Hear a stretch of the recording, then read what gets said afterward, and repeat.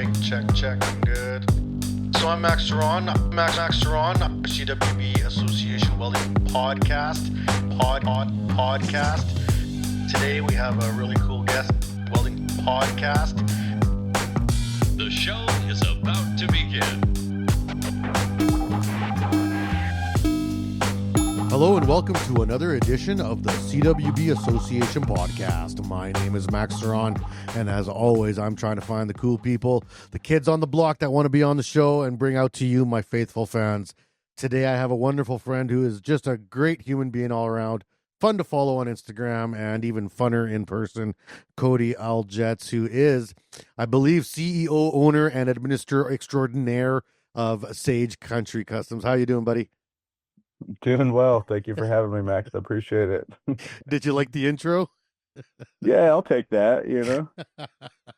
You got to put it out there with what you want to be, right? That's right. You gotta manifest, man. You gotta manifest. So let's talk a little bit about yourself, Codie. So first of all, where are you calling in from? I live in Western Colorado, on the western side of the Continental Divide in Gunnison, Colorado. Cool. Is that your home turf, or where were you born and raised?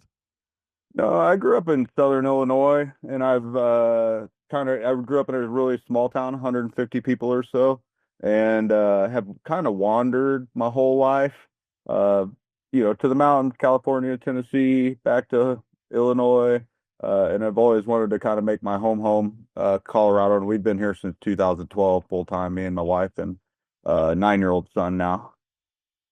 So why the desire to travel? Is that something you got from your parents, or was that something that just yourself as a young person wanted to do? Probably my grandparents. My grandparents were a huge part of my life, and they had went like all over the world, to the point they were one of those people that had a world map that of all the places they had been together.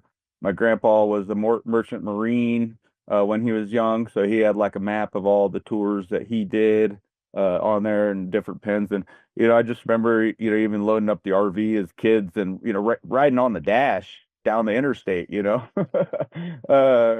to like something with the grandparents, and got into Boy Scouts and used that a lot to travel. I actually did travel over to Europe and everything through the Scouts, and just kind of always had that desire to travel, not so much worldwide. I've been all over, but I really like just to check out all the parts of the states and things like that they can offer. That's awesome. We do a lot of 2-lane traveling. Yeah. Off the main interstates. Yeah. Yeah, I love it. Growing up in a small town, I'll travel 3,000 miles and maybe hit 20 miles of interstate, somewhere that you have no other option. But, I really like going through the small towns and just using an atlas and like looking at, it tells you so many more things that are there historically, or, tourist type stuff that your phone doesn't, Yeah, exactly. And with my boy being young, it's also a good way to like teach navigation and these things that, people still need to know and not be so reliant on the technology, It's funny. I just, last summer, I went out camping with a friend of mine, and he brought his kids, and one of the kids, he was like, kid's like 15, and he's like, "Oh, where's North?" And I'm like, "It's over there." And he's like, "How do you know?" I'm like, "Well, it's over there. I don't know. Like, what else you want me to tell you? North is that way." And he's like, "Let me get my phone." So he went and got his phone, and he had to put the app on his phone to find the compass, to get the compass up, and it was pointing in a different direction. And he's like, "You're wrong. North is not that way." I'm like, "No, I guarantee you it's either your watch or your car or something interfering with that phone, because they're not very good. That's not a real compass. It's just a compass app on your phone. So it's going off cell towers." And he would argue with me till he was blue in the face, and then literally had to pull out like a big map, just like an old map, and be like, "Look, North. I don't know what more you want me to." But it's true. You lose something in the digital world. You lose like perspective, right? Yeah, definitely. I mean, and we live in an area that's like you could get real remote and in the wilderness real quick. So, even when I'm doing my winter sports or my dirt biking and things like that, like I carry a manual compass with me and still manual maps, because 90% of these areas you don't have a map unless you have a really fancy trail, something that you can bring with you that's got it Yeah. all downloaded. Um, but if So you know how to triangulate and read a compass, you can get about anywhere. yeah, you can get anywhere. Yeah, you can even figure out the sunrise and sunsets and day lengths and all of it, man. Like, Yeah, it's pretty crazy. I mean, that's the kind of stuff that's funny that you learn when you're young and you're like, what the heck am I ever going to do with this? And here I'm an adult trying to teach my son to kind of keep that alive a little bit. yeah.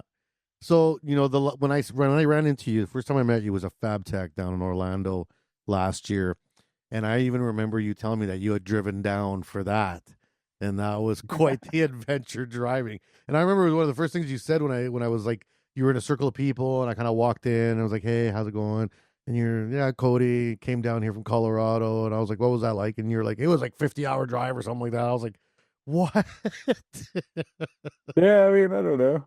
I looked at some art along the way and went to the beach in the Panhandle and ended up coming across like a pirate festival. And you saw later like why I drove. I came into FabTech later with like a piece to try to kind of promote myself, and That's I right. didn't want to ship that, nor could I have done that like I didn't want to throw that on a plane. Yeah, like USDS mail. Who knows what's gonna happen, right?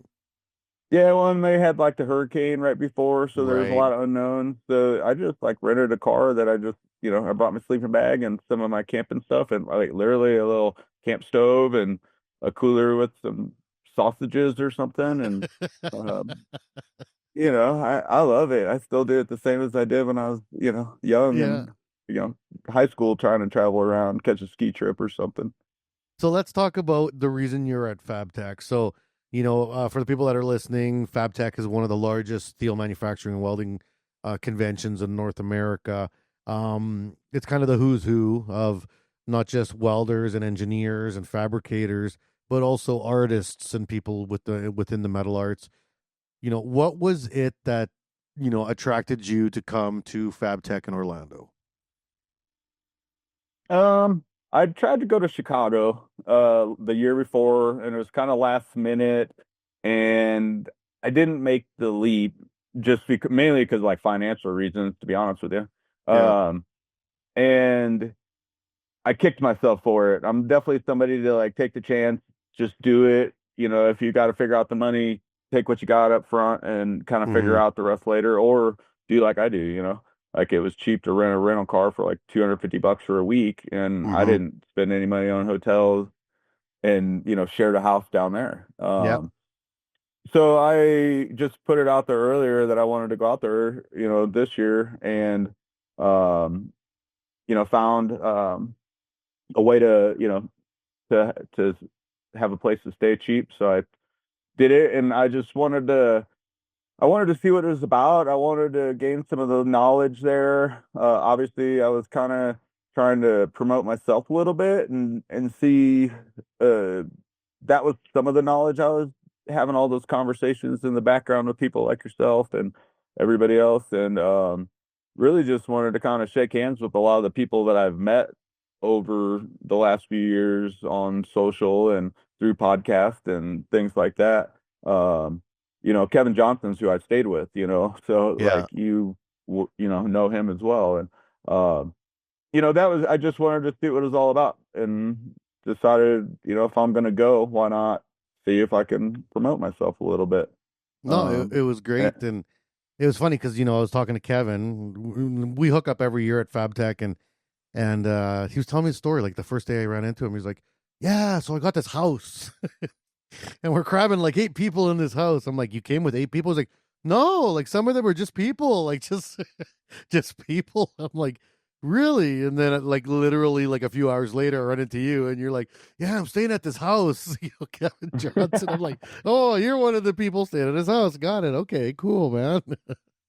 Yeah, and it was cool, and still networking with those guys and having conversations and just asking questions. And I'm definitely just somebody that asks a lot of questions in the background at certain times if I want to gain some knowledge or techniques or things like that. So like I said, it was good just to shake hands. I'm definitely kind of an old school guy. We had that conversation. Mm-hmm. Just, it's good to have the handshake versus over the screen. You can get to Right. know somebody, but you really get to know them sitting by the pool, drinking a drink or, Yeah. standing around later in the evening because most people that I had met were so damn busy at FabTech to like see anybody during the day. You know. Yeah. During the day, it's kind of a Um, write off. Everyone's running around with their heads cut off, but hopefully, and those networking, opportunities in the evening. At f- this is how I feel about them. Like, FabTech's big. So as the groups get smaller, the conversations get better, right? So when you're at FabTech, it's 10,000 people. There's only so much you can talk, but then you get to the next VIP party or whatever, and there's 5,000 people. Okay, that's still tough, but you can do a little bit better. But then like the cliques break off, and then you get your little groups of like fives and sevens and threes.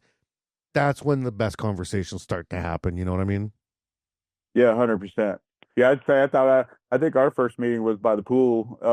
I had just met Allison Pala like a month before in Utah at a shaping class, and Mm-hmm. she'd like, hey, yeah, we're drinking by the pool, so um, and same like quick good conversation, even just listening, walking in kind of at the end and gaining just all the knowledge, insight. There's a lot of people that have a lot more experience, than I do in certain things, and I'm going to gain all that knowledge I can. And I may not use it now, but it's always just good tools to have in the toolbox to, That's right. like we were saying, compass, That's right. That's right. You you never know know, when you need it, right? you know, So um, for yourself, what's your background professionally? Like what's your career train been? Because I met you as a metal artist. You're already established. I see your things online. They're amazing. They're beautiful. But I don't know the Cody that happened before this, right? So walk me through your kind of career path from like, high school out. oh gosh, I probably have done everything. I've done so many things. I mean, when I was young, I was like that guy that was hungry and chasing money. So I'd do three jobs: construction, work at a washing cars at a car dealer. Mm-hmm. When I got out of high school, I moved to Colorado, and did like the snowboarder instructor thing, ski bum thing. Went back, went to school for a little bit back in Illinois. Um, What'd you go to school and during for? that time, started school originally as an art major. And at that time, going through it, what the hell am I going to do with the art major beyond like teaching or, how you going to make a living? And, still trying to figure that out. But, kind of got pulled into the family business. My family business was mechanic shops. They had two mechanic shop locations and a body shop.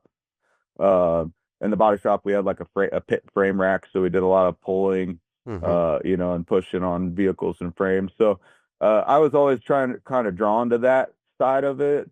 But the necessity was really on the mechanical side, turning wrenches. Mm-hmm. So I did that for a while, and then did some trade school for learning a little more of the mechanical stuff and getting those certificates early. And then I ran into a guy that ran ski trips and started doing these ski trips and Mm-hmm. ended up in California for a while working for them and did that for a good amount of time and sold sandpaper, Norton abrasives for a period of time. That was probably my most successful time in my mid 20s as far as like financially, but I was Financially, yeah. 250 nights a year on a hotel and 100,000 miles a year, running the road, Yeah, yeah. at 1.11 states, and then got transferred to like a territory manager in Nashville, Tennessee, and kind of had that area in northern Florida, Mississippi, Alabama. Mm-hmm. So I had jobber stores, ran DCs, but I was primarily Norton, just running these accounts and try Yeah. to do, start with the hands-on and then That's so moved into like interesting. I, the, I just don't see you showing up with like a bucket of sandpapers at my front door of my shop to be like, "Hey, can I show you the latest grits of paper?" Like my epoxy on the paper doesn't burn or bind, or whatever spiel you have to do. I don't see you doing those rules, but it sounds like you Well, did really good at it. that's kind of where it started. And then when I got down to the territory manager, I was hunting um, auto auctions, these big Mm, multi-million dollar accounts. And then that's why I became more financially successful, because I was grabbing some of these, I was selling like $4.3 million a year in sandpaper or something like that, which is a that's lot of wild. VA disc, you know. Yeah, yeah. Um, but it was a hustle, and I was just, out of shape and so on. And then 2008 came, and as a lot of people did, they cut like 40% of their sales force. Mm, And it was kind of like a meet us at a hotel. We were having a meeting, and they ended up taking like our company cars, our computers, our credit cards, and gave us money for a cab home.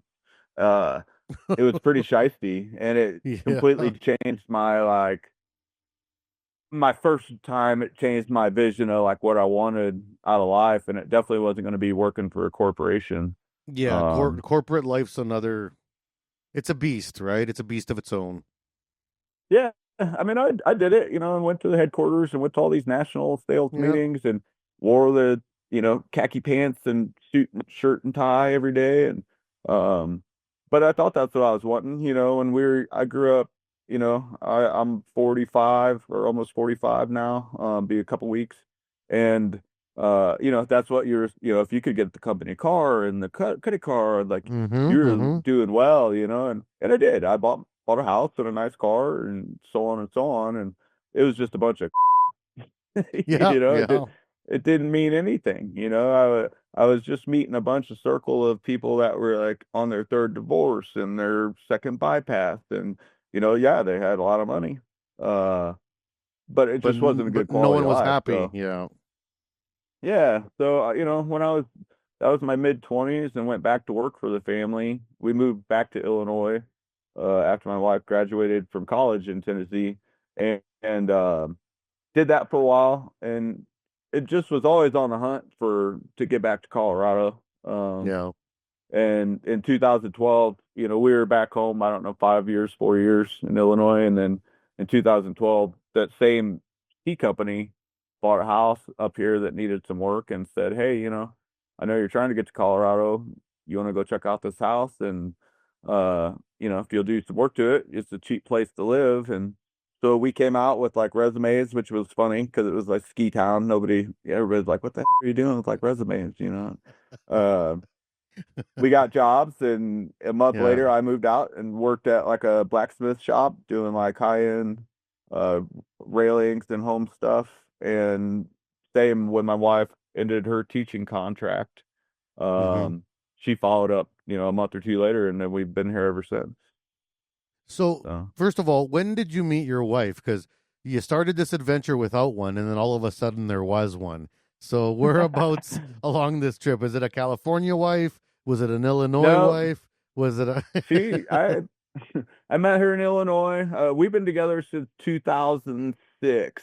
And we just celebrated our 14th wedding anniversary well, it's tomorrow Oh, officially, nice. but um yeah, so we've been together for a long time, like it's like everything, it takes a lot of work, and I'm not going to say it's like fairy tale situation, but definitely both support each other in like our business decisions and things like that really well. So it's just always been a good partnership on that end. Beyond, we just always hang out. We Yeah, like well, to be she must together. be a pretty patient woman to travel with you all over the U.S. in these jobs. Like, I know how it is. Like, I got a very patient wife that supports me as I travel all around the world with my work.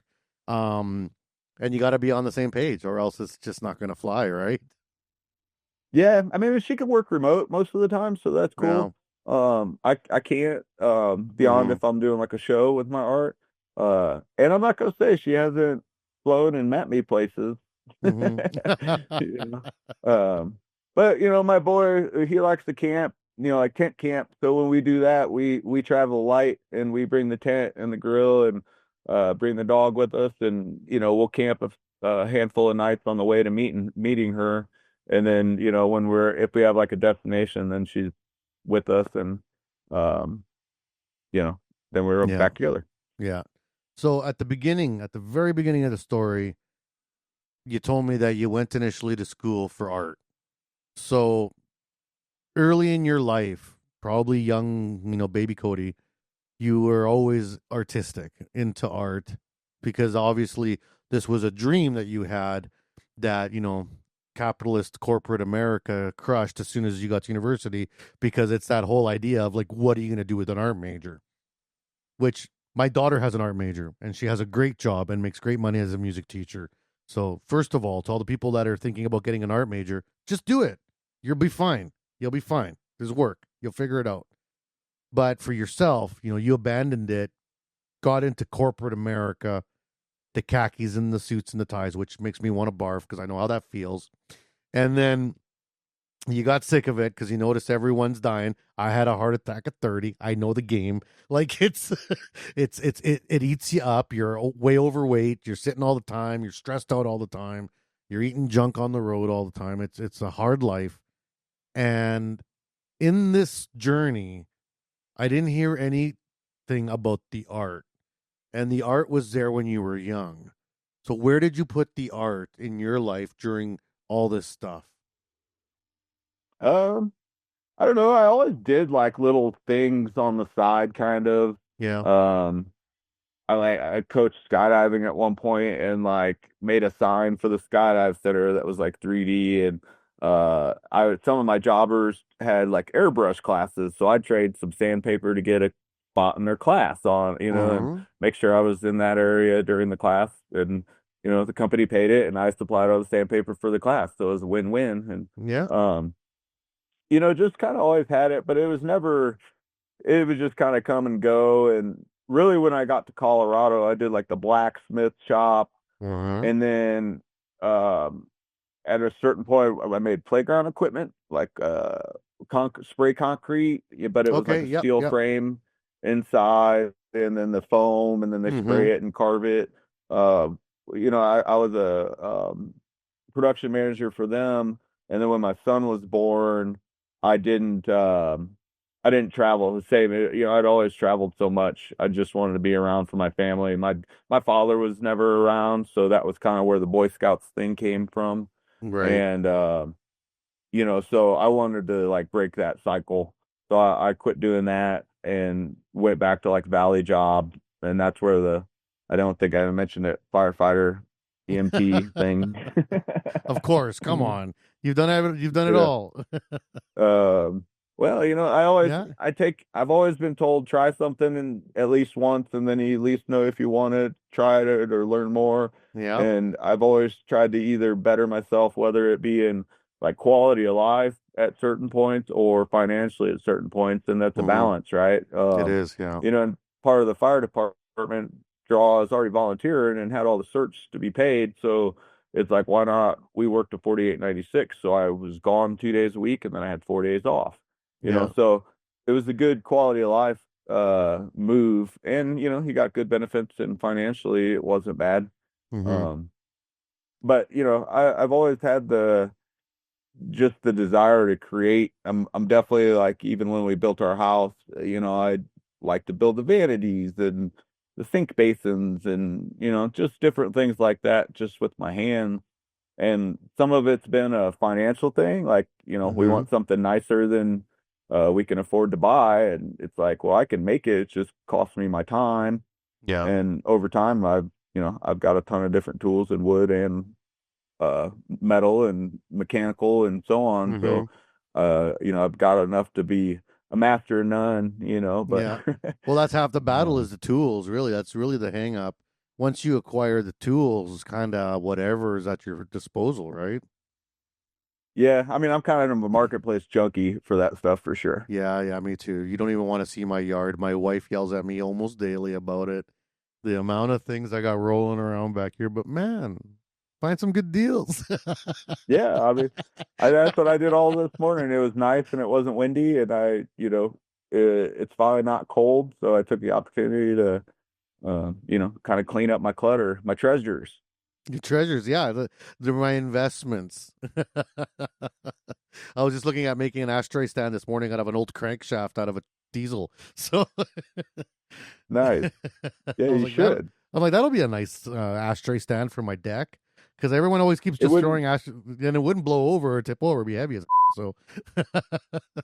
Yeah, you should definitely do that. Find like a plow disc to set on top or something, right for your Well, base. And yeah, I do got a couple pieces of plow disc. I also got a couple disc brakes, old disc brakes lying around. I thought that'd be a nice base because they're round and they're shiny. Hit them with some clear coat, yeah, you know.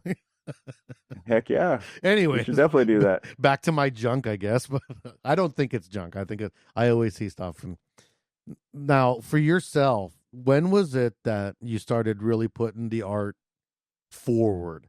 Like you're starting to think now more aggressively towards your art projects and taking on some of the bigger things because some of the stuff I've seen you do, that's not off the side of your desk. That's that's a process. Um, I don't know. I mean, really, it was COVID, 2020. I went through like a real heavy battle, cancer battle in 2020, Okay. and the next year, I lost like 80 pounds in like 40 days. So I was super weak and so Wow. on, and had got back to the point where I could get back to work. I had to meet like a physical requirement to be able Mm-hmm. to work and get off the disability, and What a then I terrible got hit with time like to a. get cancer. Like right during COVID when everything's like on shutdown.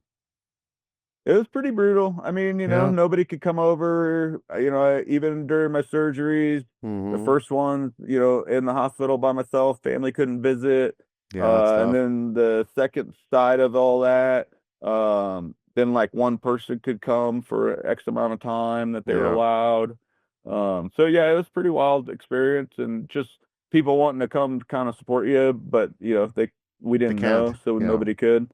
Um, and then got back to work and got hit with like a vaccine mandate. I used to be kind of cautious about how I say it, but it just is what it is. And Yeah. with the way the medicine did, and I ended up going like a pretty like a whole holistic route, naturopathic kind of route, and ended up Yeah. being successful to beat my cancer much quicker than being told, and didn't get vaccinated. And I got a letter that told me I was no longer an employee if I Right. wasn't, vaccinated by a certain date. So at that point, it was just kind of like that another epiphany of like, all right, why am I putting all this time and energy towards somebody else or an organization that doesn't obviously give that time and energy back to me, kind of like I had with that corporate stuff, and Yeah. just took the chance. Having the perspective of not uh, thinking I was going to be alive. It was like, well, why wait? I had built like a detached garage, Mm-hmm. but it wasn't finished. It was just a shell, and I'd always said like that's going to be like my backup gig when I get situated with the house Yeah. and If so things slow on. Then I'll down, do blah it. blah blah. Yeah. Yeah. Yeah. And the last class I was at, for fire department, I like wrote a note that, I wasn't even paying attention to the class, that it was just like, I want to make like, the raddest art possible. And, every once in a while, maybe make a really cool vehicle in there. Um, and just approached my wife about it. And we ended up selling some property that we had and Mm-hmm. took some, retirement stuff and funds that, we had acquired over time and said, Just here's build the my shop. Yeah. allowance. And, I had some drywall left over from the house and finished out the shop and pulled my tools that I had collected out of storage and, and started making stuff. Um, and like in 21, it was like November 21 when I did that. I was cutting like hand saws with a plasma torch, or not plasma, like oxyacetylene torch, Mm-hmm. into like trees. I was making like kind of, I don't want to call it crafty, but it was more craft fair type stuff. Yeah. I always said I wanted to And be there's like nothing the wrong with working that. Like man. people can make a living off that. Yeah. You definitely can. It's just, man, you got to make a lot of You stuff at do. like You do. 50 and $250 to survive with a living. And, coming with what my cancer stuff, like I had to have insurance, so I got to pay for that. And, we had just built a house right before all that. So it was like, Oh yeah. I always okay, we forget got that you to. guys have to pay for insurance down there for health. That's tough. Yeah. Yeah. So, and it's not cheap. Yeah. So it was a big decision and needed to cover some stuff. And, um, so I've just always been motivated to keep pushing and pushing and pushing. And, coming from like saws and random flat stuff, one year I approached the local cancer organization that had helped me a lot. They like provide cars and all this stuff. Mm-hmm. They do like a summer songwriter thing. They bring in these Nashville songwriters, and it's 400 or 500 head of people there that raise a lot of money. And I just approached the lady with a really drawing of like a cow skull, similar to what you saw last year at Yeah. FabTech. Um, but it was a really rudimentary drawing, and said, "Hey, I want to like donate back to you guys, and I'd really like to like stand up and talk about this piece." And there was like a meaning behind it, Yeah. and it I was more successful than I thought I would have ever been in like getting to the final piece of it.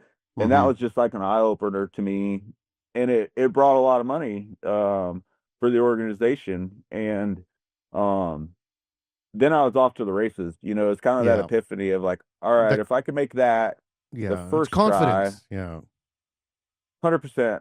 Yeah. And now I'm just at this point of like, I don't get a lot of commissions. Most people, get a lot of commissions, and a lot of these things I'm making are either for these um, organizations. I do auctions with them, and I take a percentage from them. Mm-hmm. And I also, from those auctions, I'm starting to get pretty big clients for Yeah. commissions now. So but I'm gonna leave openings myself to, because I want to create. I've got like notebooks upon notebooks of bigger and better projects that I want to do. They just have to be the right timing, or somebody to pay for them. you know.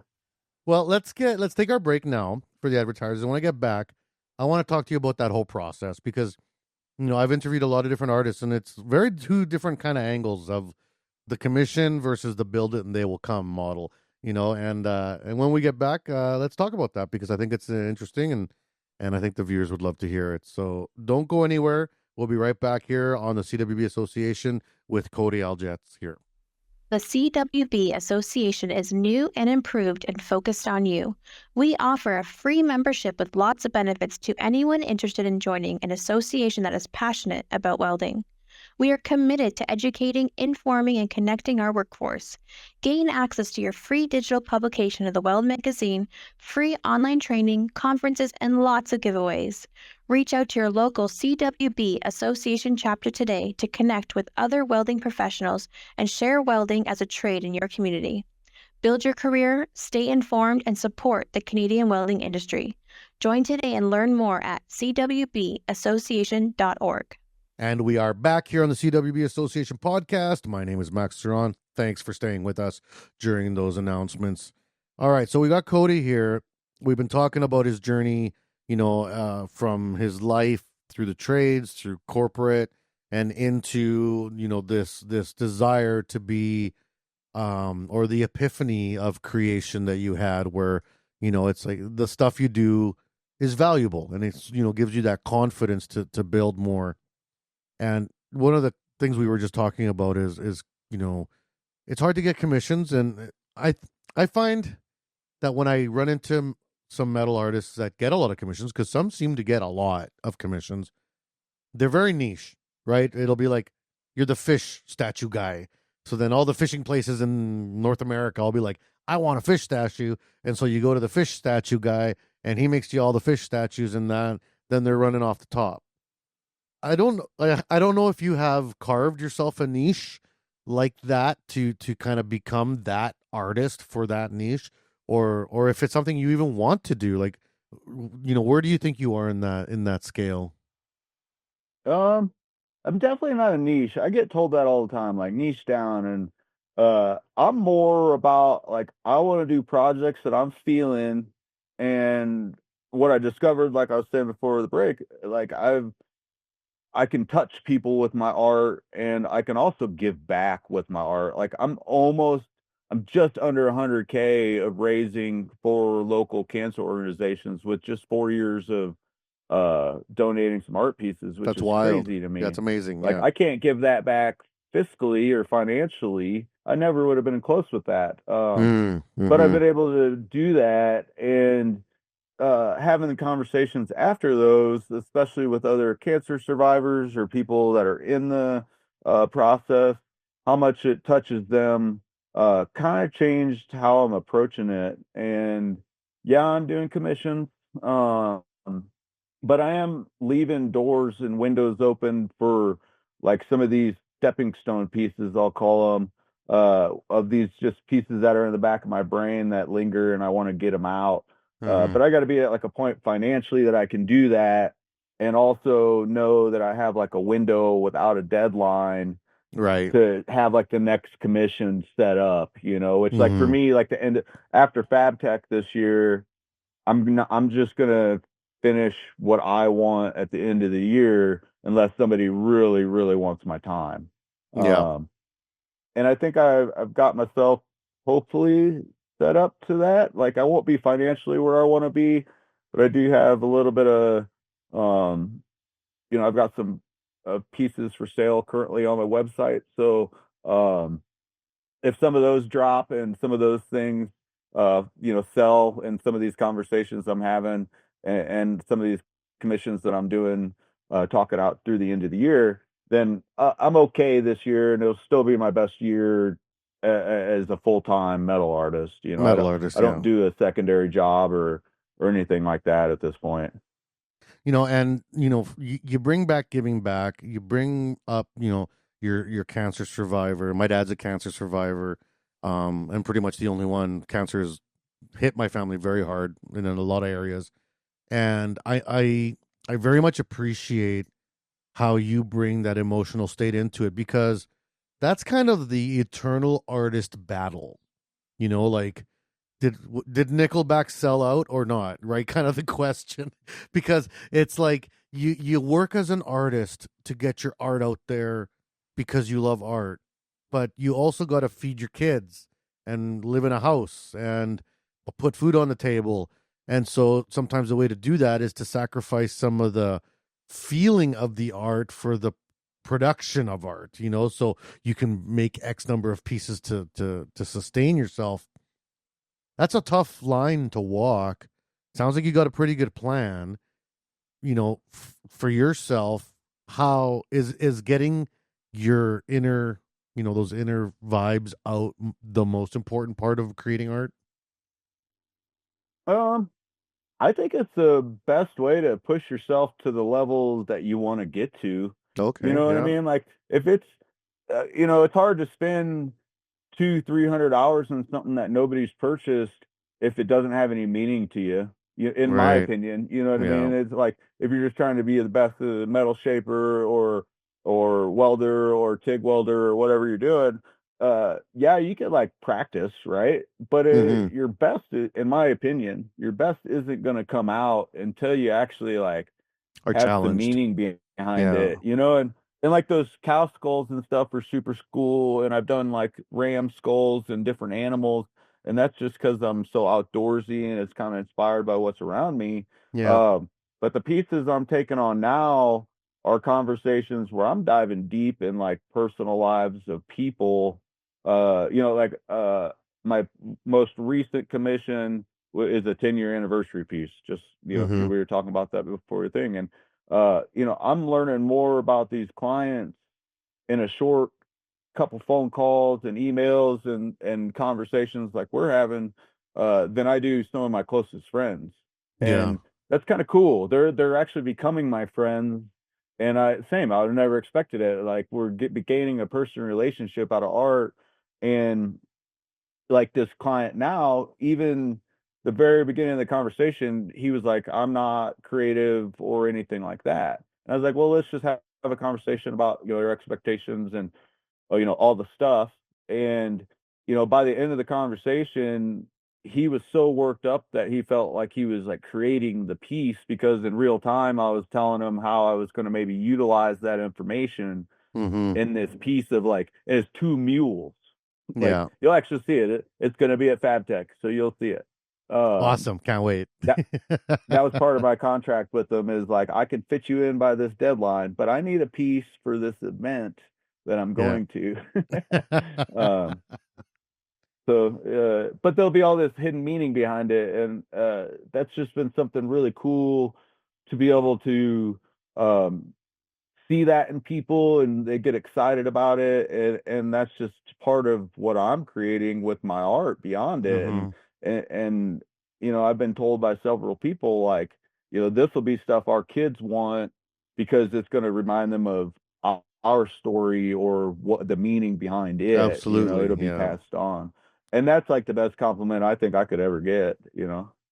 Well, those are the connections that artists make that they often kind of like delude to themselves, which is too bad because artists should be confident in what they do and what they contribute to society. I think that art is a critical aspect of being human and our social structures.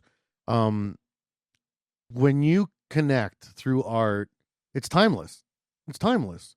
Like I can go to the museum or the art gallery and see a piece of art from someone that's been dead 1,000 years and connect to it. I'm a builder, so I love statues and I love seeing statue work. And so I can see a statue that was done during the Roman times, and I'm connecting with that artist, and they've been dead 1,000,000 years or what, a couple thousand years, and I think that that is a value that is beyond any any financial thing. Like, I mean, obviously you need to live to eat, but one of the things that we were talking about, just a couple minutes ago was like building by commission or build it and they will come. And that's something that I've kind of even figured out in manufacturing. I'm not very artistic in building, but I like to build things. I'm more industrial in my thinking, but if I build something, sometimes I'm like, why am I doing this? I'm wasting time. But in my experience and my experience with other people is if you build it, someone will buy it.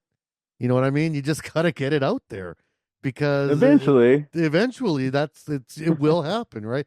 And that's kind of like the things, or if you build something and it's not selling, it's like maybe reassess how well you built it, right? Because things tend to get sold. Like go to the dollar store, there's a million cheap things there. People are buying them, right? So why would they not buy something better, right?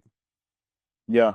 Well, I mean, art's a luxury, right? So if you can get them to have that personal feeling to it, and you can and also make them think they're part of that process, it's Mm-hmm. way cool. Even if I'm doing like, a steer skull, I want to know like the recipient's favorite color. I'll try to tint with heat torch Yeah. or patinas. I'll add all these little hidden things that just make it different than just an animal, and Yeah. and Yeah. I don't disrespect anybody that just does that and wants to do it, but value your skill, and definitely if you can put some meaning behind it and get it out there. It's hard to sometimes articulate that, even in like a reel or something. Mm-hmm. Mm-hmm. I'm terrible at it, but I'm getting better at it. And when I do put it out there, or if I show some vulnerability, there's a lot of people definitely on the background that message me and say, "Hey, I needed to hear that today," or "I really appreciate you putting that out. That spoke to me. Here's my story," and that's how you meet like really Mm-hmm. cool people in the background, and that's something, especially from the social stuff that I would have never expected, or I stayed away from Instagram and all that. I didn't even have one until like 2022 or somewhere in there. Yeah. Um, Yeah. Now and because that I just heard these horse stories, of like, don't put yeah. yourself out there, people are gonna knock you. And Right. uh I personally haven't had one like negative interaction or anything that I would call negative from it beyond like just, having more people to call and say hey to, you know. Yeah, no one's calling you up being like, I don't like that art.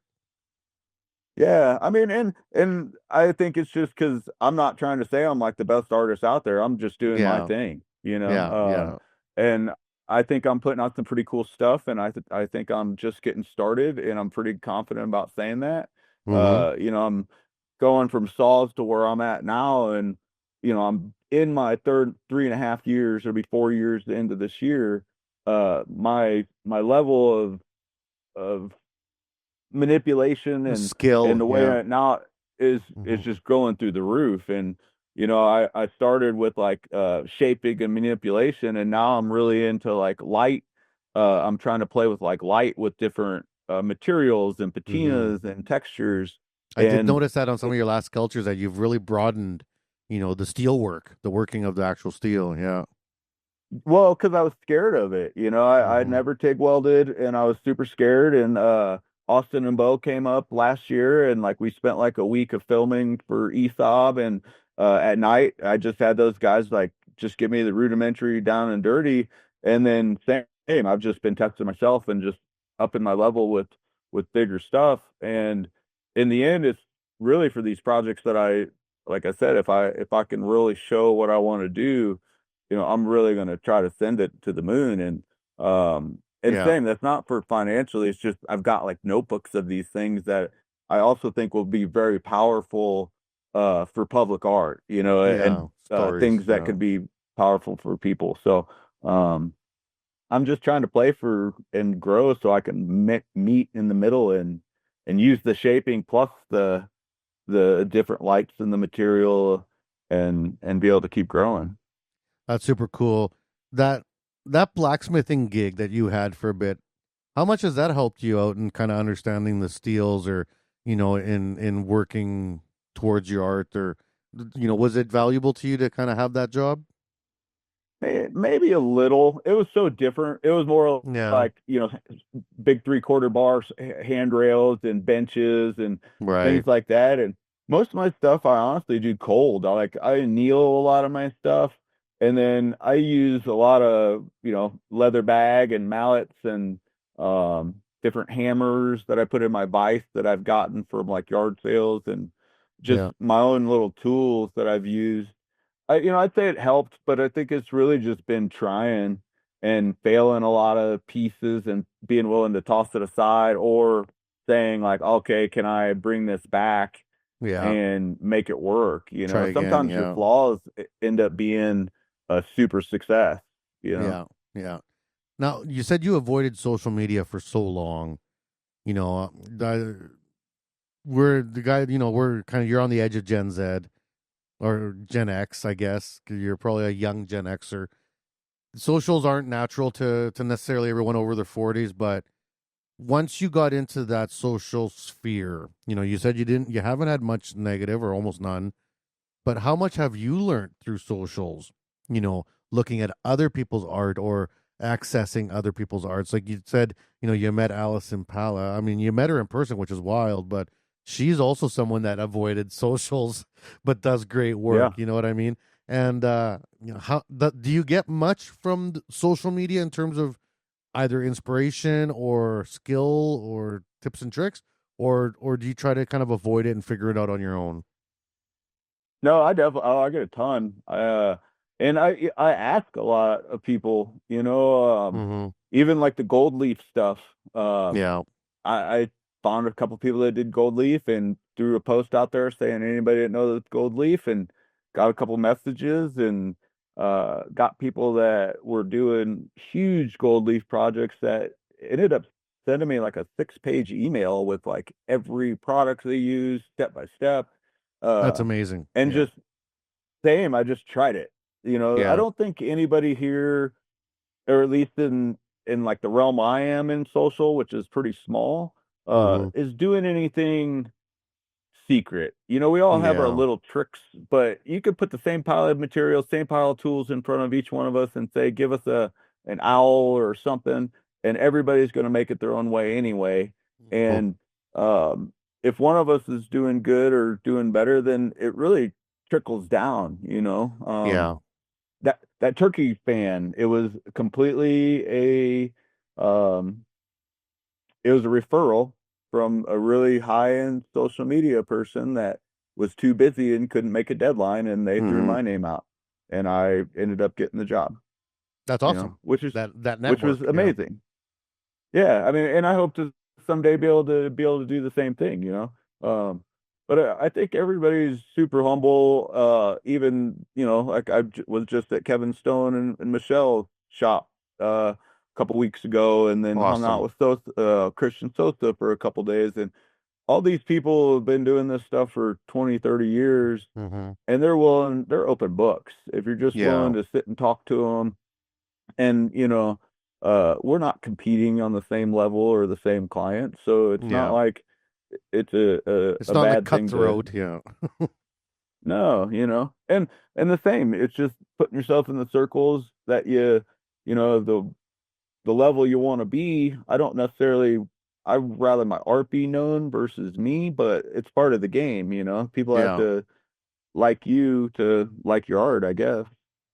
Yeah. Maybe that's something new. That's interesting you say that because, there's been an old tradition in the art world of pen names. Lots of writers, lots of artists don't give up their real names, their real identities. They create like a false identity for their art because they don't want people to know them. And I've read even some literature where some artists feel that if people know them, it'll distract from the art. Like it'll take something away from the art to know the person. For example, like here's an easy example for me, like Michael Jackson. Michael Jackson might be the best artist, pop artist of all time, but his legal troubles, what happened with him, taints his Yeah. name, and then it taints his art, right? And if you would have never known anything about Michael Jackson and only listened to the music, you'd have a different opinion, right? Now, does that happen in art? Can you get around that in social media today? I don't know. That's interesting. I don't know. I think too, and it's the same as kind of what I've said about putting myself out there.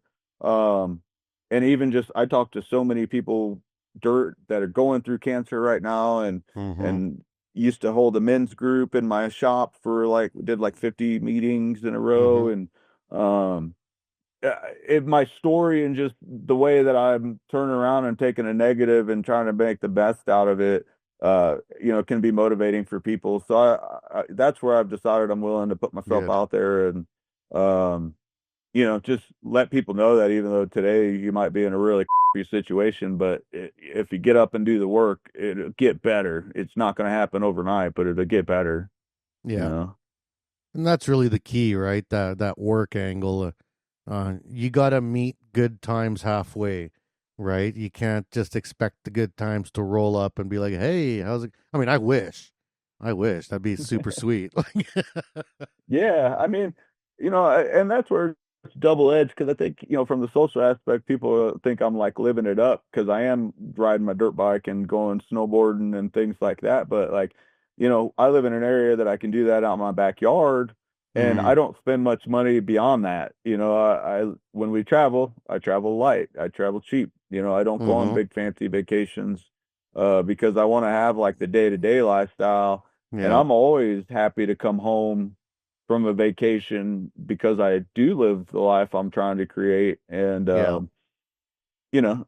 I don't think that's like an entitled thing because it's been a hell of a lot of work, and I have the least amount of money in the bank account that I've had in my entire life. And I'm okay with that. Like, I say that all the time. it's, I'd rather die happy and poor than rich and angry. Like, yeah, there's no comparison there, really.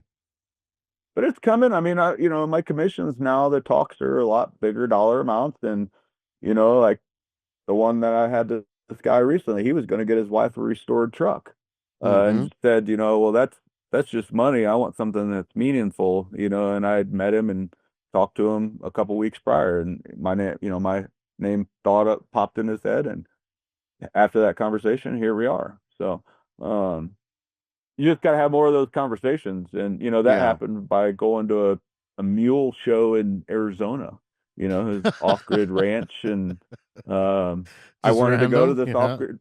Yeah. Yeah, but it was like billionaires with like ranch people. Like, Mm-hmm. it was such a weird mix of people, and you got this time out there that when these people weren't busy on their phones or on their computers, and you got to know them, dealing with mules and with family meals and all this stuff, and next thing I know, I've got 4 or 5 more clients. Yeah, that's amazing. Now, what's in the plans for this year's Fab Tech? You said you're going to be in Chicago. What's the plan? Right now I'm gonna, I signed a 1-year thing with Forney as a affiliate, and they provided me the machines and so on, and Mm-hmm. so I'm gonna have some stuff in their booth, a couple, probably that mule piece and a couple other ones. And then Pearl Snap Pimps, Jonathan All Herrera, right, yeah, those yeah. guys. Mm-hmm. I met him last year, and they were super cool guys, and they're young and hungry. Yeah, He offered to put a piece there, and I think I'm going to try something pretty wild for that. One's going to be, since I got this commission, I know one's already sold, so that gives me a little leeway to kind of throw something that I think the welding industry will appreciate for the skill of like the TIG welding aspect and how far I'm going to push it, yeah. plus my art with it. I'm So excited to see it, man. yeah, so we'll see. And then, just kind of doing the booth things, a couple of those, but that was just all stuff from last year. But I'm also going to give myself time. Everybody that I met and have been talking and networking with, they all were so busy that they didn't get to really enjoy like walking around and looking at all the booths and some of that. So, as I always do, unless it's the right opportunity or somebody really wants my time, I'm gonna make sure I have my time to walk around and see everybody and also support some of the friends that I have that are going to be in booths and so on. Yeah, I totally hear it. I mean, I have this conversation every year because, I'd look at my staff and, we're planning out FabTech. I literally had a FabTech meeting this morning, and it's like, how much time will I have to actually walk around? And I haven't been able to walk through FabTech 3 years in a row now. And it's like, I really would love a few hours to just walk around and shake hands and get to see the new stuff. And sometimes I never even get out of the welding area. And the only time I Yeah. get to visit is in the evening when, when we get out and try to find those cliques, those small groups of people that I know that we can, hang out and actually just relax and talk and shoot the shit, right? Definitely. Yeah. And I think this year will be a little harder with that. I don't know. I've not done the Chicago one, but it was easy in Orlando. Everybody kind of filtered to the same place every night. Yeah. Yeah, Chicago, it's we all kind of stay on the same strip. So there's a couple bars there on the same strip by the waterfront there that the AWS building, there's a bar there, there's a Irish bar. That's kind of a central meet place. And so it's not too hard to figure out where everyone's going. There's the Hard Rock Hotel already is up and getting promoted for that event. Yeah, I saw that. There's the Arcs and Ales. So there's a few places, but usually we all just meet there and then bounce to go somewhere else. I mean, Chicago's got some great food. So Yeah, I was definitely want to get together with everybody and do like a dinner night if we can make that happen. yeah, we usually do one dinner night every year. But yeah, like I mean, we'll make sure that we run into you there and see who we can get on the list. So Yeah, no, I'm looking forward to it, and it'll be a different experience for me this year. And it's just more fun the more people you know, and you get yeah, to see each other in face to face once a year at least. and it's less of a drive, isn't it? Not really, but I grew up in Southern Illinois, so I'll probably on one way or the other. Stop by, visit the family. Yeah, because I'm actually going to Montana from there, so I'm gonna do like a big, a big loop. You gonna do the big loop? You gonna be up in Canada anytime this summer? No, not that far yet. I needed a better truck to go that far. Yeah, I was gonna say I'm camping every summer. I'm always out from basically the end of June till the end of August. I don't book any work travel because that's my family time. So like I still work, but since I can work remote, me and the old lady usually pack up and go hit the lake or park the trailer somewhere for a while. Yeah, I'm trying to get through this guitar I've been working on, and then I've got two pieces for these auctions. And I'm trying to get through those early because the same June, July Hmm. is just amazing here in August, and I'm usually so busy the beginning of June and July. It's hard to take advantage of some of that. Yeah, Um, people don't understand what 7 months of winter's like. it's great. It was snow flurrying yesterday. I Yeah, me mean, too. it's Last nice night, and we probably had the same it's system. probably. I mean, we get out at like 6 in the morning to go dirt biking just to get it in. Like Yeah, we call it the dad ride, and we just meet super early and get it in before the kids get up and so on, and at least get out and do something. yeah, yeah. No, I'm pumped. So, It's supposed to be warm this weekend, like hot, like the first hot weekend So I'm pumped. I'm going to be working out in the yard lots. I got lots of things I want to get going. And plus, I got to do some organizing. I got to separate my stainlesses from my mild steels. They're all mixed in right now, and it's driving me crazy. So I got to spend some time in the shop doing some organizing. Get you a couple magnets on a stick and Yeah, walk out there. walk around. Yeah, and I had some donations this winter, so I got a bunch of leaf springs dropped off, a couple cranks, a couple camshafts, and then like 200 feet of 2-inch pipe. And I don't know what I'm going to do with yet, but I got it, so I got to figure out what to do with it. Leaf springs are great for like the top arch of bike racks.